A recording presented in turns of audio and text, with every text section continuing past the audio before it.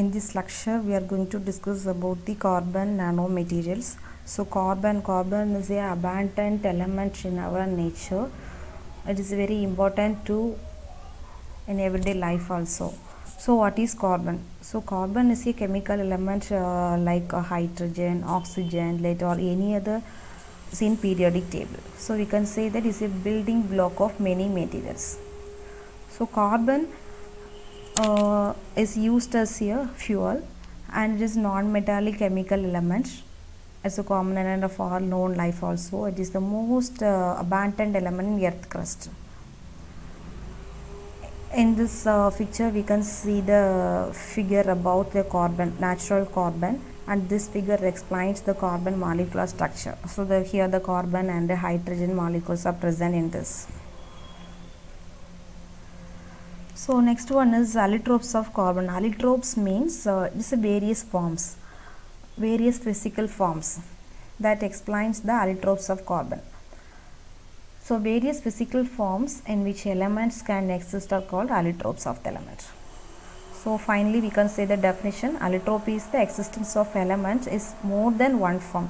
Initially the carbon will be one form, but it can be changed into another form also, but both have the same chemical properties, but it's differ only from physical properties. That is called allotropes.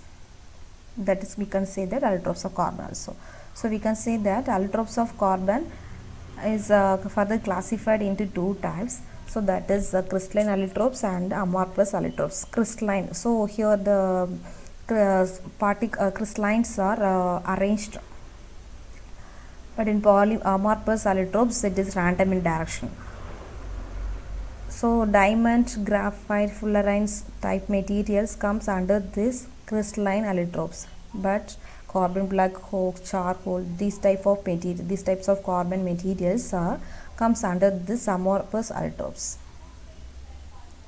In nature, generally in nature, the pure carbon occurs in two forms only. One is the diamond and the second one is graphite. So diamond is a well-known thing for everyone. So diamond is very costly material also.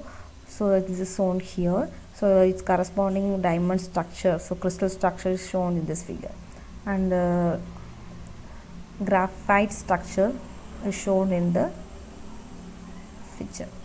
Next one is classification of carbon nanoallotropes. First we have seen about the allotropes of carbon. Now the classification of carbon allotropes. So it's based on the dimensions only. 0 dimension, for 1 dimension, 2 dimension.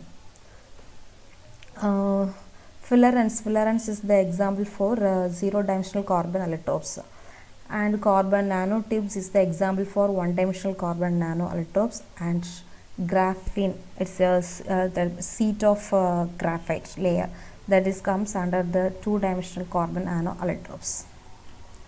So let's see one by one let's think about what is fullerenes. Fullerenes, these are discovered by H.W. Carter, E. Smiley and R.F. Cole. In general, fullerenes are closed hollow cages made up of sp2 hybridized. In this figure we can see the fullerene structure. It is also called as Buckminster fullerenes and C60. The fullerenes with 20 plus 2 n carbon atoms will have an n hexagon. So in this fullerenes we can have a number of hexagons. So the number of pentagons is predetermined by the closed shape of the fullerenes and will always be 12 in those with perfect structures. So here all the carbon atoms are sp2 hybridized only. It has both single and double bond. In the bonds may be single or double. So in the single bond, the carbon bond length is 143.5 pm. And the double bond carbon bond length is 138.8 pm. So it contains 20 6-membered rings and 12 5-membered rings. In this figure we can see we have seen 5-member ring and 6-member rings also. So this spherical fullerenes is also called buckyballs. In fullerenes the suffix ene. In the fullerenes the suffix ene refers that each carbon atom is covalently bonded to 3 others. Next one is graphene. So graphene is a single two-dimensional layer of graphite. It is a two-dimensional layer of graphite. It is called graphene. It is discovered by Andrichem and Hostonosel in 2004. Ideally, graphene is basically a sheet of carbon atoms arranged in hexagonal layer. So it's a basic sheet-like structure. So that's why we are saying it is a two-dimensional layer. So graphene is a basically sheet of carbon atoms arranged in hexagonal layers. This graphene is also called the water material. So why we are saying it is a water material? Because it's an enormous group of properties it holds. It have many properties. We can use anywhere, any materials in any field also. It is a basic building block of graphiting material of all other dimensions. Thus, graphene is nothing else but a single graphite layer. Graphene burns at very low temperature, example 300 degrees Celsius. 300 degrees Celsius itself it can easily burned. Graphene has the highest ratio of edge carbon. So these edge carbons, these are the edge carbons, has more efficient. So it will act as more reactively in with other elements also. So graphene is a perfect thermal conductor. This is some little introduction about graphene, some details only. Next one is carbon nanotubes. Carbon nanotubes or graphenes are nothing but they are both, only small difference between this. Carbon nanotubes is a general term that refers to a wide range of tubular nanostructure. It looks like a tubular nanostructure with the similar structures and shapes. So they are based on hexagonal lattice of sp2 hypercarbon atoms such as graphene. The carbon nanotube can be thought of a sheet of graphene rolled into cylinder. So basically the graphene sheet is similar to carbon nanotubes. Only the forms, shape of the graphene will be modulated into cylindrical shape. Then carbon nanotubes were discovered in 1991 by Sumio Ishima. These nanocarbon tubes are classified into two types. One is single-walled and multi-walled carbon nanotubes. The carbon nanotubes made from one layer of carbon atom, only one layer.